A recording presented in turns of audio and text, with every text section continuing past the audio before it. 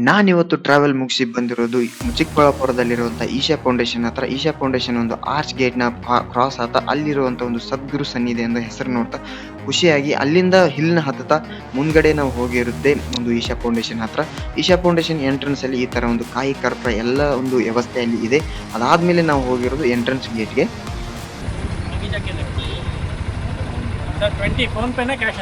Phone pay. ಇಲ್ಲಿಂದ ನಾವು bike parking ಟೋಕನ್ನ collect ಮಾಡಿಕೊಂಡು ಮುಂದ್ಗಡೆ ಹೋಗಿ ಬೈಕ್ ಪಾರ್ಕಿಂಗ್ ಹತ್ರ ಬೈಕ್ ಪಾರ್ಕ್ ಮಾಡಿ ಇಲ್ಲಿ ಒಂದು ಬೈಕ್ ಮತ್ತು ಕಾರ್ಗಳ ಪಾರ್ಕಿಂಗ್ ನೀಟಾಗಿ ಅರೇಂಜ್ ಮಾಡಿದ್ದಾರೆ. ಇದು ಈ ಈಶಾ ಫೌಂಡೇಶನ್ ಮುಂದ್ಗಡೆನೆ ನಿಯರ್ ಆಗಿ ಟೆಂಪಲ್ ಹತ್ರ. ನೀವು ನೋಡ್ತಾ ಇರೋಂಥ view Isha foundation front view ಆಗಿರುತ್ತೆ. ಇದು ಈ ವ್ಯೂ ಆದ ನಂತರ ಒಳಗಡೆ ಹೋಗ್ಬೋದು ಇಲ್ಲಿಂದ.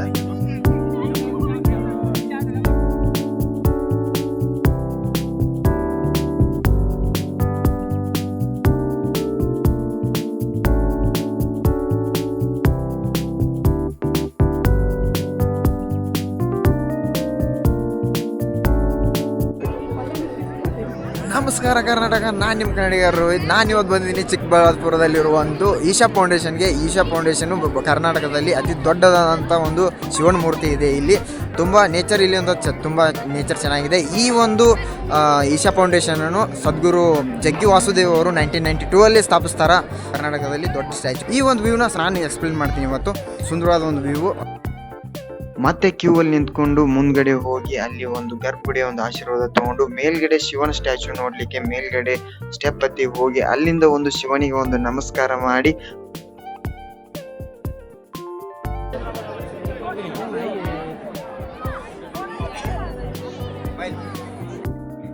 ಇವಾಗ ನೀವು ನೋಡ್ತಾ ಇರೋಂಥ ವ್ಯೂ ಒಂದು ಈ ಒಂದು ಸ್ಟ್ಯಾಚ್ಯೂಗೆ ನಿಯರೆಸ್ಟ್ ಆದಂಥ ವ್ಯೂ.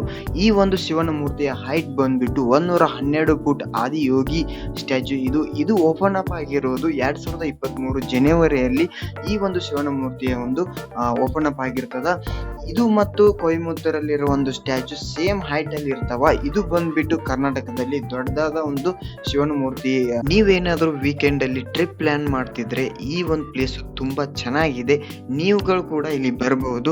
ಬೆಂಗಳೂರಿಂದ ನಿಯರೆಸ್ಟ್ ಆದಂತ ಪ್ಲೇಸ್ ಇದು.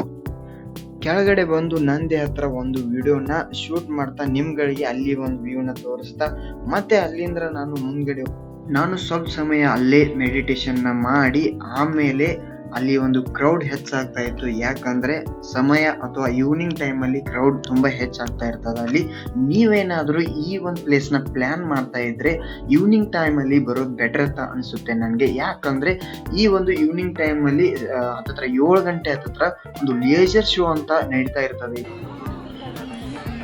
ಇವಾಗ ನೀವು ನೋಡಕತ್ತಿರಲ್ಲ ಹಿಂದೆ ಇಷ್ಟೊಂದು ಕ್ರೌಡ್ ಯಾಕೆ ವೇಟ್ ಮಾಡಕತ್ತಾರಂದ್ರೆ ಅಲ್ಲಿ ಇವಾಗ ಲೇಸರ್ ಲೈಟ್ ಬಿಡ್ತಾರೆ 7 o'clock. ಅದಕ್ಕೆ ಎಲ್ಲರೂ ವೇಟಿಂಗ್ ಮಾಡಕತ್ತಾರ. ತುಂಬ ಕ್ರೌಡ್ ಐತಿಂದ ಕಾಣ್ತಾ ಇಲ್ಲ ದೂರ ಇದ್ದಕ್ಕೆ. ತುಂಬ ಎಷ್ಟು ಕ್ರೌಡ್ ಐತೆ ಅಂದ್ರೆ ನೀವು ಇಮ್ಯಾಜಿನ್ ಮಾಡೋಕ್ಕಾಗಿಲ್ಲ. ಅದು ಇವತ್ತು ಸಂಡೇ ವೀಕೆಂಡಲ್ಲಿ ನಾವು ಬಂದಿರ್ತಕ್ಕೆ ಲೇಸರ್ ಲೈಟ್ಸ್ ಅನ್ನೋ ಎಲ್ಲರೂ ವೇಟ್ ಮಾಡಕತ್ತಾರೆ. ಆಲ್ಮೋಸ್ಟ್ ಎಲ್ಲ ಶೋ ಮುಗಿಸ್ಕೊಂಡು ನಾನು ಇವಾಗ ಟೆಂಪಲ್ ಹೊರಗಡೆ ಬಂದೆ. ಈ ವ್ಯೂನ ನೀವು ಎಲ್ಲರೂ ಸಖತ್ತಾಗಿ ಎಂಜಾಯ್ ಮಾಡಿರ್ತೀರ ಅನ್ಕೋತೀನಿ. ಮೇಯ್ನಾಗಿ ಹೋಮ್ಗಳಲ್ಲಿರುವಂಥ ಅಮ್ಮಂದಿರ ಆಗಿರ್ಬೋದು ಅಥವಾ ಈ ಪ್ಲೇಸಿಗೆ ಬರದೇ ಏನೋ ಥಿಂಕ್ ಮಾಡ್ತಿರ್ತಾರೆ ಬರಬೇಕಂತ ಬರದೇ ಆಗದೇ ಇರೋವಂಥ ಪೀಪಲ್ಸ್ ಆಗಿರ್ಬೋದು ಅಥವಾ ಹ್ಯಾಂಡಿಕ್ಯಾಪ್ಸ್ ಯಾರಾದರೂ ಈ ವಿಡಿಯೋ ನೋಡಿದರೆ ಎಂಜಾಯ್ ಮಾಡಿರ್ತೀರ ಆಲ್ಮೋಸ್ಟು. ಈ ವಿಡಿಯೋ ನಿಮ್ಗೆ ಸಖತ್ತಾಗಿ ಇಷ್ಟ ಆಯ್ತು ಅಂತ ನಾನು ಅನ್ಕೋತೀನಿ. ನೆಕ್ಸ್ಟ್ ವಿಡಿಯೋದಲ್ಲಿ ಮತ್ತು ನೆಕ್ಸ್ಟ್ ಕಂಟೆಂಟಲ್ಲಿ ನಾನು ನಿಮ್ಗಳ ಮುಂದೆ ಬರ್ತೀನಿ.